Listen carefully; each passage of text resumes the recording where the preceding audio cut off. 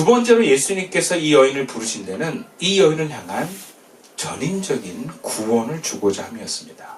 본문 34절에 따라 내 믿음이 너를 구원하였으니 그래요. 예수님은 그 여인에게 구원을 선포합니다. 그렇다면 여기서의 구원은 무엇이겠습니까? 이미 이 여인은 예수님의 옷깃을 만져서 육신의 구원을 얻었어요. 이제 더 이상 아프지 않아요. 육신의 문제만 놓고 보면 더 이상 구원이 필요 없습니다. 그런데 구원이라고 하는 것에는요, 육신에만 있지 않습니다. 마음의 구원도 있어요. 몸은 건강한데 마음이 막 죽을 것 같은 사람들이 있어요. 마음이 너무 복잡하고 힘든 사람들이 있어요. 막 근심으로 가득 차서 감사와 기쁨을 잃어버린 사람이 있습니다. 그런 사람들은 마음의 구원이 필요한 거예요. 막 외롭고 막 앞날이 너무 두려워서 삶을 포기하고 싶은 사람들이 있어요. 그건 몸의 문제가 아니라 마음의 문제예요. 그런 사람들에게 구원이 필요합니다. 그리고 몸과 마음뿐만 아니라 여러분 영혼에도 구원이 필요합니다. 그 영에 하나님을 만나지 못하는 그 영이라면 그 영은 하나님과 분리되어서 어떻게 보면은 살았다 하나 죽은 자로 살아있는 삶인지 몰라요. 영원하신 하나님 앞에 우리가 영원한 삶이 허락되어진 것은 그 영이 구원받을 때 가능해지는 걸로 믿습니다. 그러니까 우리에게는요, 마음, 몸, 영혼의 모든 영역에서 구원이 필요해요. 이 모든 영역의 구원을 전인적인 구원이라고 합니다. 예수님은요, 이 여인에게 이 모든 구원을 주고자 했습니다. 만약 이 여인이 예수님의 이런 부르심을 만나지 못하고 갔다면 이 여인은 몸의 구원만 이루고 또 다른 삶의 문제를 직면해야 될지 몰라요.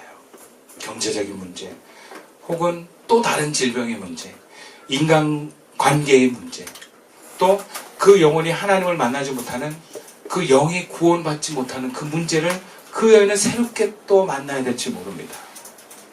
그런 그 여인에게 예수님은 구원의 기회를 주신 것입니다. 아멘. 예수님은 이 여인에게 영혼까지 구원에 이르게 하는 이 전인적인 구원을 주고자 했습니다. 그리고 그 영혼 구원 안에는 또 일단 그 마음의 구원도 아마 더불어 주시는 것인지 몰라요. 이 여인은요, 몸만 지금 구원받았는데 그것도 사람들이 잘 몰라요. 아마 이 여인이 집에 돌아가면 저 여인은 하혈을 계속하는 혈류병 걸린 여인이었어 라고 하는 것으로 인해서 사람들이 여전히 그 여인을 계속 외면할지도 모릅니다. 근데 지금 예수님 불렀잖아요. 그죠? 그리고 사람들 앞에 이 여인이 혈루증 걸렸을 때 나았다는 걸 다 알렸잖아요. 그럼 어떻게 됩니까? 이제 사람들이 이 여인을 사회적으로 받아들일 수 있게 되는 거예요. 그러니까 여인이 지금 예수님의 부르심에 응답함으로 어떻게 됐습니까? 그 영혼에 하나님이신 예수님이 딸아라고 부르는 그 관계도 인격적인 관계가 형성되었을 뿐만 아니라 인간과의 관계도 지금 풀려난 것입니다. 인간과의 관계에서도 이 여인은 구원을 얻은 것입니다. 그러니까 이런 전인적인 구원을 예수님은 주고자 하셨다라는 것입니다. 그래서 네 믿음이 너를 구원하였으니 평안히 가라. 이제 됐다라는 거예요. 이 여인을 통해서 뭔가를 얻어내고자 하는 것이 아니라 뭘 주기 위해서 예수님이 부르셨고 이제 그것을 얻은 그 여인에게 평안히 가라라고 자유를 선포하는 것입니다. 주님은 우리가 이렇게 예수 믿고 이런 전인적인 구원을 얻기를 원하십니다. 우리가 예수 믿으면 이렇게 영이 하나님과 친밀해지고요, 사랑과의 관계도 풀립니다. 그리고 몸도 건강하게 될 줄로 믿습니다. 근데 본문을 보면 이 여인을 향한 친밀한 관계와 전인적인 구원은 무조건적인 것이 아니에요. 이 여인의 그럴 만한 마음과 행동에 기반하고 있다. 27절에서 29절의 말씀입니다. 예수의 소문을 듣고 무리 가운데를 끼어 뒤로 와서 그의 옷에 손을 대니 이는 내가 그의 옷에만 손을 대어도 구원을 받으리라 생각하밀러라. 이에 그의 혈류근원이 곧 마름에 병이 나온 줄을 몸에 깨달으리라. 그럼 이 여인이 이렇게 전인적인 구원을 얻고 예수님과의 친밀을 형성한 데에는 첫 번째요. 이 여인은 자기 방식대로의 생명을 회복하는 법을 내려놓고 예수님께 접촉했다는 것에 근거합니다. 본문에서 이 여인은 행복하게 살고 싶었을 거예요. 근데 혈루증을 고치지 않고는 결코 이 여인의 마음에서는 행복할 수 없었을 것입니다. 당시의 혈루증 여인은 부정한 사람으로 취급받아서 회중에 나갈 수 없었죠. 또 남편들에게 이혼당할 수 있는 근거였다고 합니다. 그러니까 이 여인은 내 전 재산을 다 바쳐서라도 이건 나아야 되는 병인 거예요. 어떻게 보면 이거 아니면 죽는다, 그런 마음으로 재산을 다 바치는 겁니다. 그리고 포기할 수가 없었던 거예요, 여러분. 12년 동안 이 병을 계속 고치려고 했다는 건 도저히 포기할 수 없었다는 걸 얘기합니다. 저도 한때는 고혈압이 딱 걸렸을 때 너무 싫더라고요. 약 먹기가 너무 싫었어요. 나 이거 약 안 먹고 고치겠다 해서 3년을 버텼어요. 3년. 한의원에서 온갖 좋은 거 다 해보고 뭐 책 사갖고 나는 혈압약을 믿지 않는다, 그런 책이 눈에 띄더라고요. 그거대로 또 막 해가지고 그냥 막 그거 나와보겠다고 별짓을 다 했어요. 안 해본 게 없어요. 음식, 한약, 뭐 몸을 비우는 거라 그래가지고 막 효소 먹고 막 별짓을 다 했어요. 결론은 3년 만에 혈압약을 먹었어요. 근데 여러분, 12년을 고치려고 했었다? 이거는요 정말 포기할 수 없는, 이거 아니면 죽는다라는 거예요. 그리고 성경에서 12는요 완전수입니다. 그러니까 여인이 자신의 모든 것을 바쳐서 이 병을 고치려고 했다는 거예요. 근데 어떻게 했습니까? 더 악화됐다. 그럼 그녀가 이제는 자신의 방법을 내려놓고 예수님께 소망을 둔 겁니다. 그리고 예수님께 접속한 것입니다. 이제는 아무런 재산도 없고 아무도 어떤 이에게 도움을 받을 수 없는 상태에서 그녀가 할 수 있는 방법, 예수님께 다가가는 것밖에 없었어요. 그리고 예수님께 접속했을 때 그녀는 비로소 그녀가 바라는 행복을 얻게 됩니다. 그렇게 자기 방법으로 행복해지려고 12년을 애썼던 그 여인이 그 한 번의 예수님의 접속을 통해서 그 행복이 온 거예요. 우리는 모두 행복하고 싶어 합니다. 근데 그 행복의 내용도, 그 행복을 내가 쟁취하기 위한 방법도 사람마다 다 다릅니다. 그렇게 행복하려고 하는 만족감을 얻기 위해서 각자가 추구하는 방법들이 처절합니다. 어떤 사람은 돈을 많이 벌기 위해서 처절하게 일하고요. 어떤 사람은 사랑하는 사람에게 사랑받기를 원해서 정말 최선을 다해서 여러 가지 방법을 씁니다. 잘해주기도 하고, 안 되면 통제하기도 하고. 또 자기가 정말 자유롭고 싶은 사람들은 남의 간섭을 받기 위한 삶을 삽니다. 그래서 그런 사람들 많아요. 나 남 밑에 있는 직업 갖지 못하겠다, 이런 사람들 많아요. 왜냐면 그 어감이 너무 힘든 거예요. 그래서 젊은 날에 뭐 혼자 1인 가게하고 이런 친구도 되게 많습니다. 못 견디겠다라는 거예요. 권위적인 게 너무 싫다라는 거예요. 또 어떤 사람은 사회적으로 높은 지위에 존경받는 자를 오르기 위해서 정말 아무도 마다하지 않고 딸랑딸랑 하는 것을 그냥 감당하는 분들이 많아요. 근데 그게 뭐겠습니까? 결국에는 우리가 행복하려고 하는 거예요. 행복하려고. 가정을 지키려고. 행복하기 위한 이 원천의 가정을 지키려고 뭐든지 하는 거예요. 근데 여러분, 결과는 어떻습니까? 내가 행복한 걸 얻어내지 못하는 게 인생이라는 거예요. 잠시 나았다고 생각되지만 결국에는 더 악화되는 상태를 우리는 삶에서 경험합니다. 우리는 행복이라는 것을 위해서, 내 만족이라는 것을 위해서 애를 쓰고 최선을 다하지만 얻어내지 못해요. 잡으려고 하고 잡을 것 같은데 못 잡는 게 행복이에요. 안 잡혀요, 잘. 그래도 우리는 계속 시도합니다. 다시 반복합니다. 그러다가 결국 죽을 때까지 얻지 못하는 게 우리의 행복인지도 몰라요. 자신의 허전함과 자신의 연약함과 이 두려움은 오직 주님으로부터 해결되는 것을 믿는 것이 신앙입니다. 아멘. 예수님과 연결됨으로 내 안에 생명을 얻고자 한다면, 내 삶에 예수님으로부터 행복을 얻고자 한다면, 여러분, 죽은 사람도 일으켜 주시는 것이 바로 주님의 생명의 능력인 줄로 믿습니다. 아멘. 그래서 뒤에 야이로의 딸은 그렇게 죽었음에도 다시 일어난 거예요. 예수님께 소망을 두고 예수님께 적속되는 삶은 신비가 아닙니다.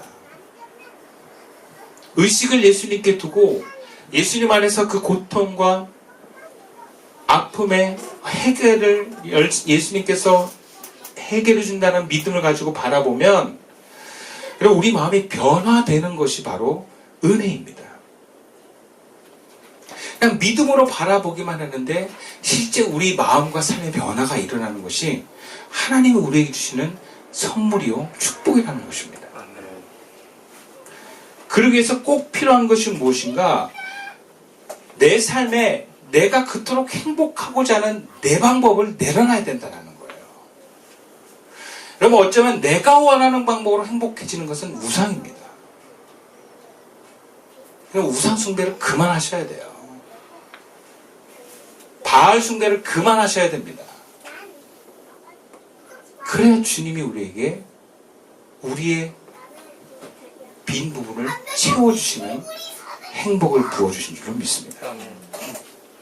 두 번째로 예수님과의 친밀함을 위한 전인적인 구원 얻는 전제는 30절과 33절까지의 말씀이에요. 예수께서 그 능력이 자기에게서 나간 줄을 곧 스스로 하시고 무리 가운데 돌이켜 말씀하시되 누가 내 옷에 손을 대었느냐 하시니 제자들이 여짜오되 무리가 내 옷을 미는 것을 보시며 누가 내게 손을 대었느냐 물으시나이까 하되 예수께서 이 일 행한 여자를 보고 둘러보시며 여자가 자기에게 이루어지는 알고 두려워하며 떨며 와서 그 앞에 엎드려 모든 사실을 여쭈니 그래요. 그러니까 우리가 예수님부터 오는 전인적인 구원을 얻으려면 예수님의 부르심에 용기를 내어서 순종해 나가는 것입니다. 예수님은 혈루증이 나은 여인을 병만 나은 게 아니라 사람들이 많이 있는 데서 그녀를 불러 모았습니다. 그러니까 오직 예수님과 그녀만 그 사실을 알아요. 그러니까 이 여인이 입을 다물고 그 자리를 떠났다면 예수님으로부터 전인적인 구원의 선포는 없을 것입니다. 사람들의 비난과 오랫동안 몸에 배어버린 대인 기피를 넘어서서 그 부르심에 내가 어떠한 결과가 일어날지 몰라도 용기를 내어서 나아간 것, 여러분 그 용기가 바로 예수님께서 부어주시는 전인 구원의 이유가 된 것입니다. 우리가 예수님을 통해서 삶의 어떤 부분에서 구원을 얻는 것도 중요하지만 더 중요한 것은 주님과의 존재의 만남에서 친밀함을 누리는 것이고 또 하나 우리가 잊지 말아야 되는 것은 지속적으로 주님으로부터 그 부르심의 응답이 이루어져야 된다는 거예요. 근데 이것은 그냥 되는 것이 아니라 지속적인 그 부르심에 따른 순종에서 가능한 거예요. 그리고 그 순종이 어려운 것은 때로는 용기가 필요하기 때문에 그렇습니다. 우리는 교회에서 혹은 지난날 교회를 다녔던 사람들의 이야기를 들어보면 내가 지난날 주님과 굉장히 친밀했다는 얘기를 하는 사람들이 참 많아요. 그리고 우리 권사님들이나 나이 드신 분들은 내가 교회에 얼마나 헌신했는지 모른다는 얘기를 많이 합니다.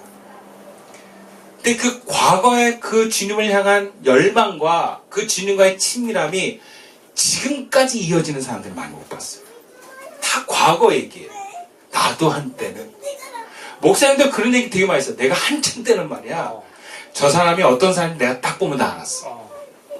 그리고 내가 하나님께 기도하고 응답받아서 막 기적이 일어나기도 했어. 막 그런 얘기를 하는 목사님들 얘기 참 많이 들었어. 다 옛날 얘기. 지금은요? 지금은 뭐 원래 그런 거지. 말이 점점 좀 이상해져. 달라져요. 그래 지금 뭐 예수도 뭐 그렇게 세게 믿는 게 아니더라고. 막 이렇게 말 바꾸기도 하고. 그게 중요한 게 아니더라고. 사랑이 중요해. 사랑 말고. 바꿔요 막. 주님과의 친밀함이 지속이 안 돼요 여러분. 여러분 우리가 때로는 이런 생각 하셔야 돼요. 내가 지금 주님이 정말 간절하게 필요하지 않은 정말 평안한 상황에도 나는 주님의 친밀함을 이어가고 있는가. 우리가 진짜 힘들 때는 주님만 부르다가 평안한 상황에 왔을 때도 주님과 함께 있는가. 여러분, 평안한 상태에도 주님과 친밀한 사람이 진짜 신앙 좋은 거예요. 부부도요, 서로가 너무 좋을 때 친한 것도 좋지만, 뭐 권태기 다 지나고 네 살이 내 살인지 모르는 그런 10년, 20년 차가 돼도 정말 잘해주고 사랑하고 친밀하면 그게 진짜 좋은 부부예요. 나에게 도움이 안 되고, 뭔가 이 사람 때문에 내가 손해를 보는 것 같아도 여전히 그 사람을 존중하고 사랑한다면 진짜 좋은 부부예요. 그 변함이 없는 관계. 좀 힘들어도 여전히 그 사람을 존중하고 사랑하고. 그럼 그 친밀함이 얼마나 귀합니까? 여러분, 우리가 주님과의 친밀함이 무뎌지고 주님으로부터는 생명의 능력도 얻지 못하게 된다는 것. 여러분, 그럼 사람이 어떻게 되냐면 땅의 보물에 점점 집착하게 됩니다. 주님으로부터는 만족감보다 세상으로부터 오는 에너지와 그 만족에 점점 더 몰입하게 돼요. 우리가 땅의 보물에 집중하게 되면서 우리는 전인적인 구원을 놓쳐보는 경우가 많습니다. 혈루증을 앓았던 이 여인이 예수님과의 접촉을 통해 병이 나았지만 예수님의 부르심에 응답하지 않고 부끄러움과 두려움에 예수님을 저버렸다면 그날은 언젠가는 다시 의원을 찾았을 것입니다. 다시 남편감을 찾고요. 다시 돈을 벌려고 삶의 에너지를 쓰려고 했을 것입니다. 물론 예수님의 부르심은 때로는 두렵고 어려울 때도 있습니다. 이 여인은 거의 12년 동안 사람들 앞에 자신을 드러내지 않았습니다. 12년 동안 사람들 앞에 나왔지 않았던 이 여인이 예수님이 부른다고 갑자기 사람들 앞에 나온 거는 몸 자체가 거부하는 것을 뛰어넘어야만 했을 거예요. 얼마나 힘들었을까. 그럼에도 그 부르심에 응답하고 나갔던 이 여인, 이것은 용기입니다. 예수님의 부르심에 용기를 내어 나가면 주님은 우리에게 전인적인 구원을 부어주십니다. 아멘. 사람마다 우리가 예수님께 나아가지 못하는 자기 두려움들이 있어요. 몸에 밴 두려움들이 특히 많아요. 그리고 자신의 과거의 통계 속에서 안 될 거라는 생각을 합니다. 마치 회당장 야이로가 죽어가는 딸을 예수님은 살릴 수 있다는 믿음은 있었을 거예요. 그러나 죽은 딸은 살린다는 믿음은 없었을 것입니다. 왜? 그의 믿음은 과거의 통계와 자기가 성경 구약에서 봤던 내용에 근간했기 때문에. 그러나 예수님 뭐라고 합니까? 너의 과거에 의존하지 말고 지금 나를 믿으라는 거예요. 그게 무슨 얘기입니까? 두려워하지 말고 믿기만 하라는 거예요. 우리 삶에서 경험하지 않았던 것은 두렵습니다. 내가 듣지 못했던 것을 새롭게 하는 것은 믿음이 필요합니다. 그것을 우리는 용기라고 하는 거예요. 여러분, 그 용기를 선택하십시오. 두려움이 있어도 두려움을 선택하지 마시고 용기를 선택하십시오. 그러면 주님으로부터는 행복이 있습니다. 이런 말씀 마칠게요. 우리는 행복하고 싶어 합니다. 그건 나쁜 게 아니에요. 그런데 그 행복하고자 하는 그 방법이 내가 붙들고 내가 만들고 내가 계획한 행복의 방법론이에요. 그래서는요, 행복이 오지 않습니다. 행복하려고 하는 인생이지만 행복해지지 않는 게 인생이에요. 여러분, 우리의 만족과 행복은 주님으로부터 오는 줄 믿습니다. 아멘. 주님께 손을 뻗으십시오. 그리고 주님과 친밀하기를 열망하십시오. 그리고 주님의 부르심에 용기를 내어서 나아가십시오. 아멘. 그러면 어느덧 여러분의 행복한 삶이 될 것입니다. 아멘. 기도드리겠습니다.